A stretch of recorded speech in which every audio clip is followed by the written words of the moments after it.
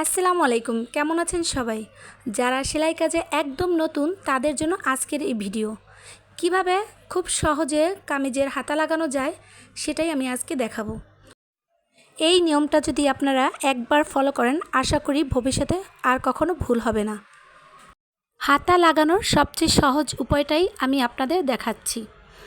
প্রথমে হাতাটা রেডি করে নিতে হবে হাতার মাপ অনুযায়ী।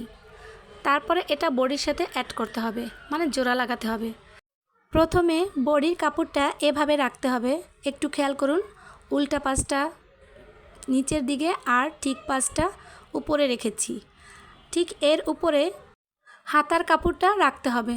এই যে মাঝখানে একটা চিহ্ন দিয়ে দিয়েছি, এই মাঝ বরাবর একসাথে দুইটা ধরতে হবে। এইটাও ঠিক পাশ, এইটাও ঠিক পাশ, এভাবে ধরে দুইটা একসাথে জোড়া লাগাতে হবে।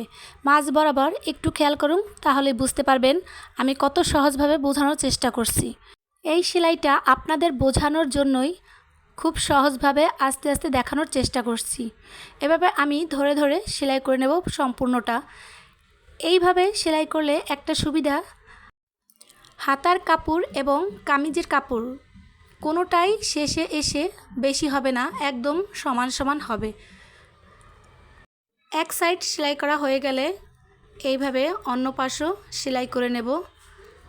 ঠিক মাঝ বরাবর থেকে এইভাবেই আস্তে আস্তে ধরে সেলাই করে যেতে হবে। এতে হাতা লাগানোটা সবচেয়ে বেশি পারফেক্ট হবে আর খুব সহজেই লাগানো যায়, এটাই বড় কথা। আপনাদের সহজভাবে বোঝানোর জন্য আমি আস্তে আস্তে দেখাচ্ছি। এভাবে হাতা লাগানো খুবই সহজ, একবার লাগালেই বুঝতে পারবেন আসলে কতটা সহজ। আমার এক সাইড হাতা লাগানো হয়ে গেছে।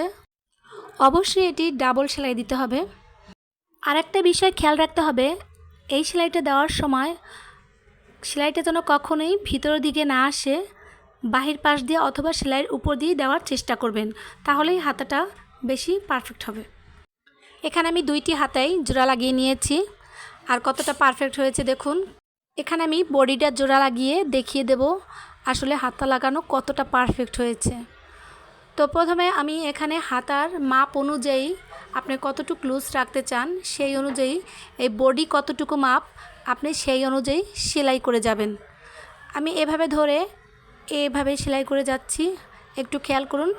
এখানে কিন্তু আমি মেপে নিয়েছি কতটুকু হাতার লুজ রাখবো আর বডি কতটুকু, আপনারাও ঠিক সেভাবেই করে নেবেন। এখানে বডির মাপ অনুযায়ী কামিজের ফাড়া পর্যন্ত আমি সেলাই করে নেব। আমার সেলাই করা হয়ে গেছে, দেখুন কতটা পারফেক্ট হয়েছে, কোথাও কোনো এলোমেলো নেই, ঘোজ নেই এবং বগলের নিচে কোনো দলা ধরে নেই, একদম ফ্রেশ। কতটা সহজভাবে আমি দেখিয়েছি, আশা করি আপনাদেরও বুঝতে কোনো অসুবিধা হয়নি। আর এভাবে করলে আমি গ্যারান্টি দিতে পারি যে আপনার যে কোনো জামায় হাতা লাগানো খুবই সহজ হবে এবং পারফেক্ট হবে। এই নিয়মটি যদি ভালো লাগে অবশ্যই কমেন্ট করে জানাবেন।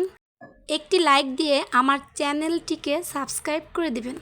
সবাই ভালো থাকবেন, 5 ওয়াক্ত নামাজ পড়বেন। আল্লাহ হাফেজ।